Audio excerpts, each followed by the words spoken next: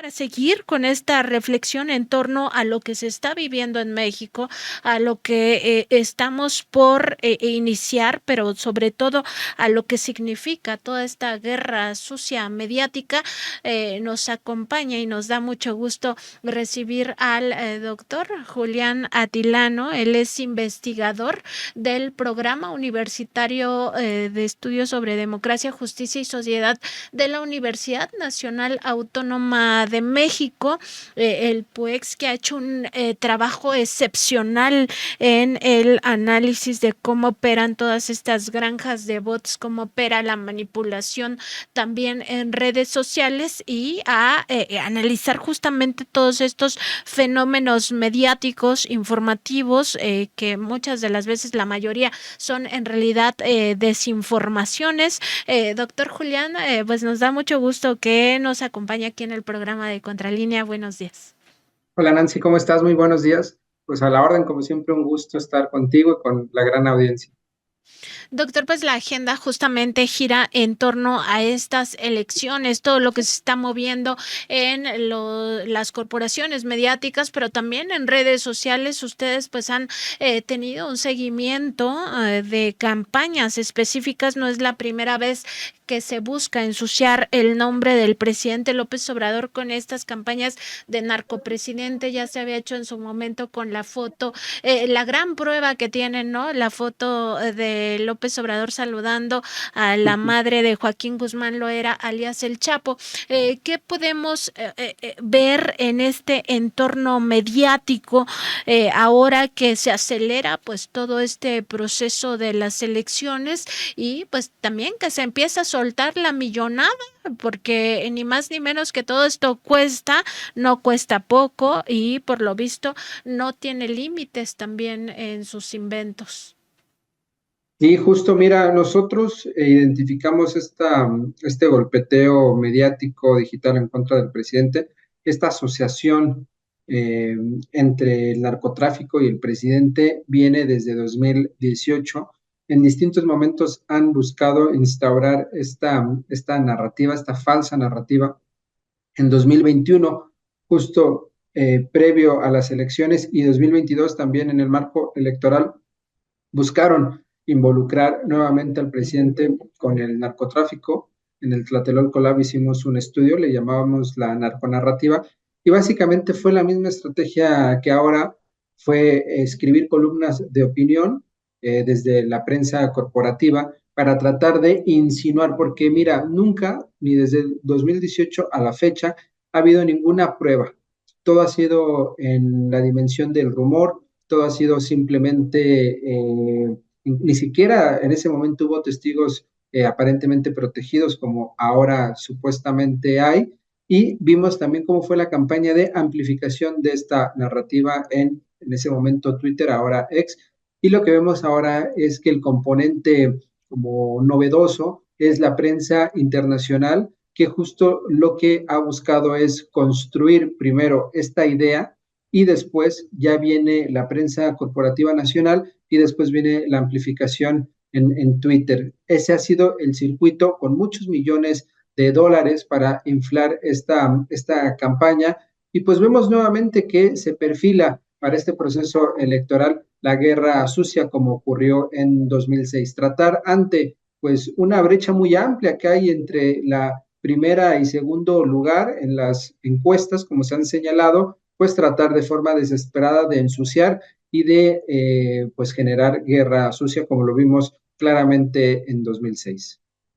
Doctor, también en este mismo contexto, pues parte de la reflexión que me parece ya debemos de tener es justamente esta mentira, ¿no? De los propios medios corporativos, de que ellos sí tienen neutralidad, de que no participan en política, de que la izquierda, pues justamente entonces ya no eres periodista, eres activista, como si ellos ellos no tuvieran una tendencia claramente ideológica y que es privilegiar pues estas propuestas de carácter neoliberal, pero incluso generar pues toda esta guerra sucia, porque justo pone el ejemplo de lo que pasó con ProPublica, también con la DW y con Incite Crime, de que al mismo tiempo sacan esta versión, pues también una versión que los deja en el desprestigio total,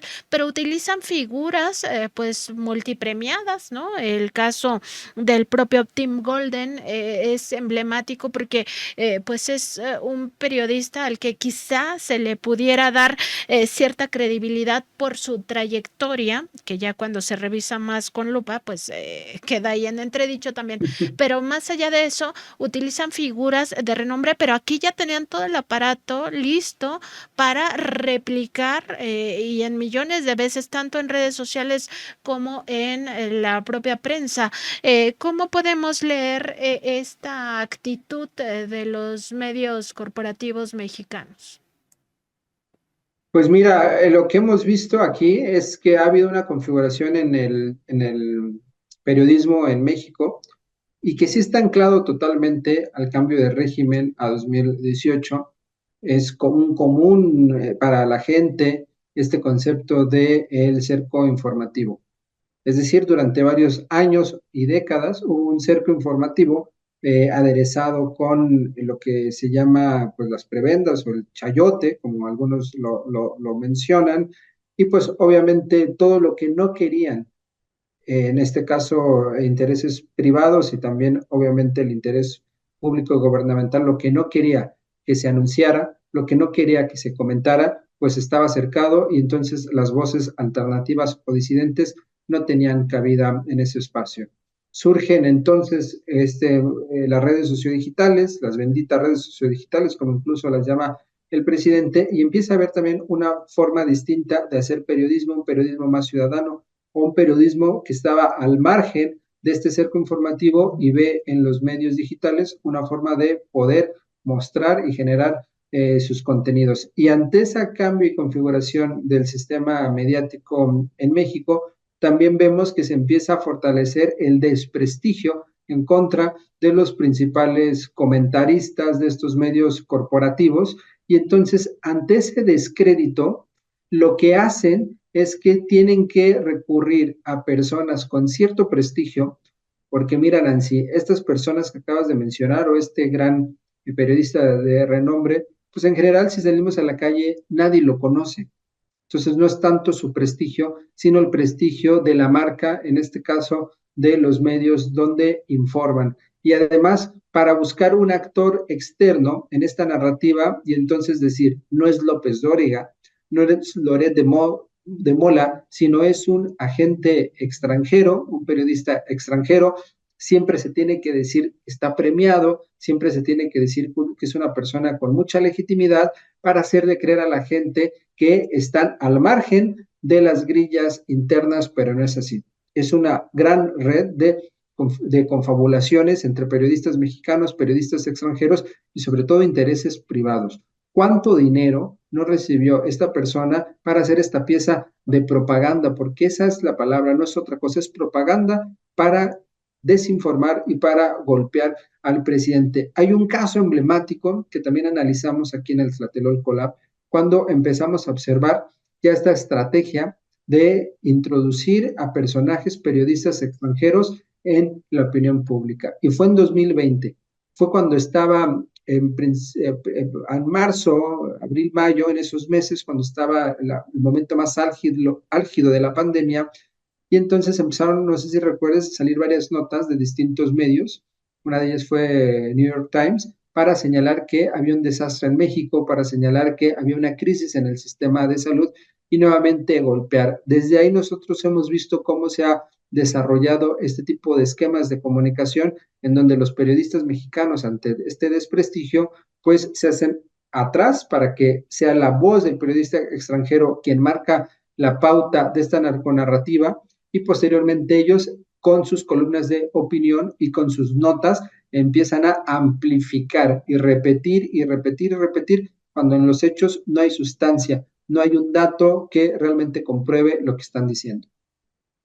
Doctor, también en todo esto, pues, ¿qué herramientas puede tener la ciudadanía? Ustedes desde el programa universitario, por supuesto, han generado pues muchos cursos, la mayoría de ellos, si no es que casi el 90% son gratuitos, pero además de esto, digamos, con... entendiendo que no todas las personas entran a estos cursos, ¿qué elementos se pueden tener a la mano para que no se acabe con el objetivo que tiene este tipo de propaganda, que es la manipulación, ¿no?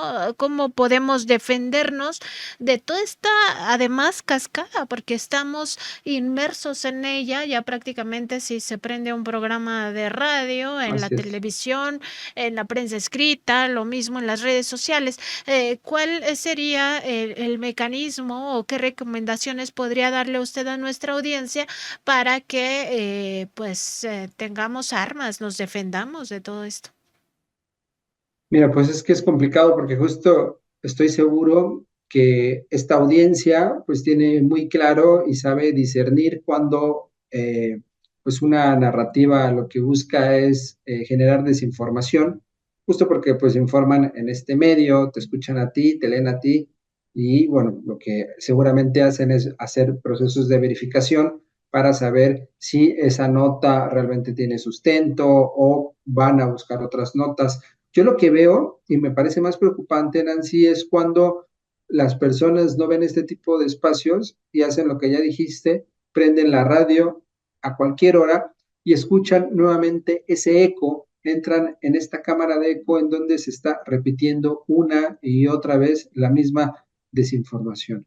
Entonces también creo que si bien es responsabilidad, por supuesto, de la ciudadanía estar al tanto y buscar procesos de verificación, yo sí creo que también es fundamental que el Estado mexicano pues tenga también programas, que haya otros programas independientes o alternativos en la radio, es decir, que esté equilibrado el espectro pues de periodismo radioeléctrico, etcétera, ¿no? La televisión, que haya un equilibrio que no lo vemos, entonces difícilmente las personas van a poder buscar formas de verificar las noticias porque voltean a un lado y hay desinformación, voltean a otro lado y hay desinformación.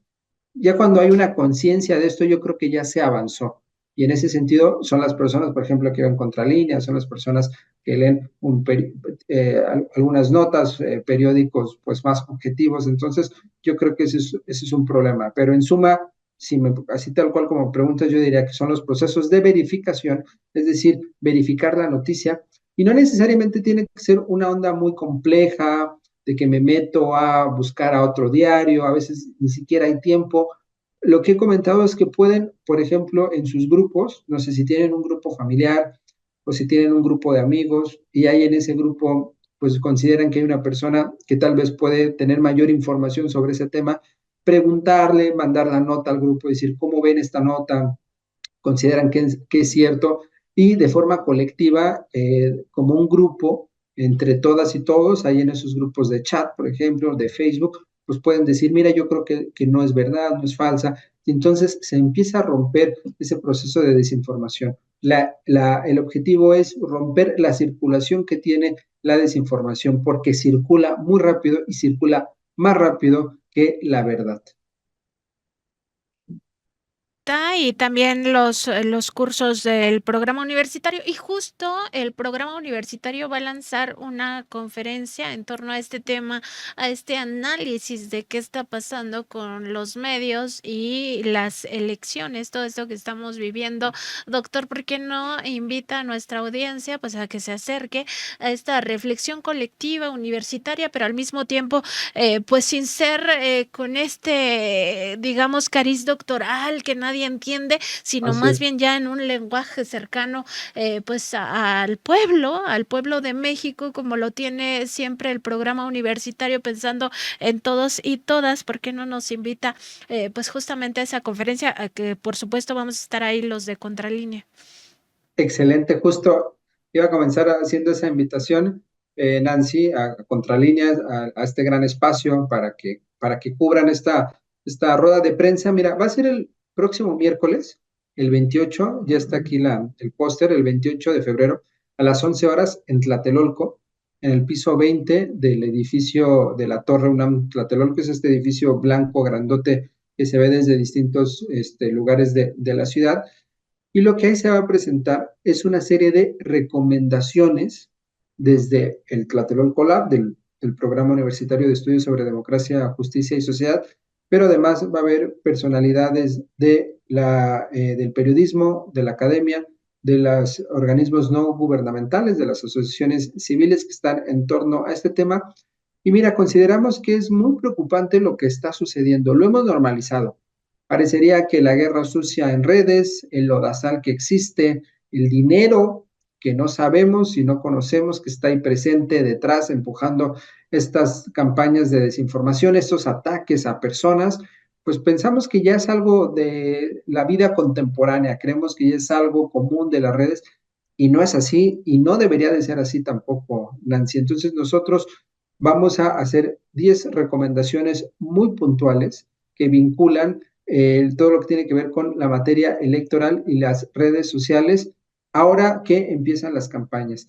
Es un llamado urgente a instituciones como el INE, a los partidos políticos, al propio gobierno, a los medios de comunicación, para que hagamos algo y le pongamos un alto a todas estas campañas y demos el siguiente paso, que es la regulación de las redes, que haya procesos de auditoría a las redes, que ellos tengan lineamientos para bajar las notas falsas, que el INE también identifique de dónde viene el dinero que se está gastando. El día de ayer, no sé si viste, Nancy, un diputado de Morena señaló que un exfuncionario de la Benito Juárez del PAN tiene administra varios grupos de Facebook y ha pautado 2 millones de pesos para atacar a Claudia Sheinbaum. Y pues esto está, como no hay legislación, pues eso está permitido, pero no tendría que estar permitido, tendría que estar regulado. Y ese es el llamado que hacemos. Es un punto de partida para decir, no hay que normalizar lo que está sucediendo y hay que, en común acuerdo, pues poner reglas